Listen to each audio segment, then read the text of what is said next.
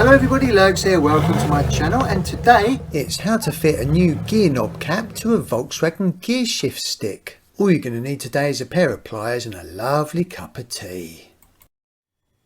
I'm in a Volkswagen here, and this is a very common problem with Volkswagen gear shift knob caps. They snap off. You've got these three brackets which hold it into the top, and they snap off, and then the gear stick cap thing falls off. So I've ordered a new one off of a well-known auction site, and you can see here it's got the three divots which push into the top of the gear knob, but the one that's fallen off, it's left them behind. So what we need to do first is get these three divots out of the gear knob. Take your pliers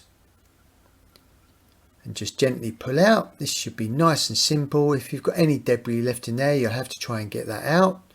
Hopefully you'll get a nice clear exit. So remove all those three. Then take your brand new gear shift cap. Obviously make sure you order the correct one, which has got the gear shift numbers in the correct place.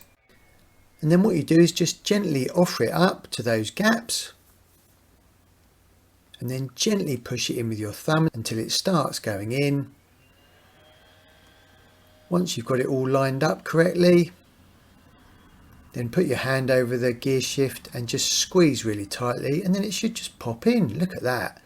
Absolutely fantastic. Now the one I had before was just very ordinary. This one's got a nice silver chrome outline on it. I tell you what, I'm pretty pleased with that. On the top left there's a video on how to turn on your fog lights on your Volkswagen, and on the top right what to do if your Volkswagen windshield washer fluid is not working properly, and in the bottom left how to remote open your windows on your Volkswagen.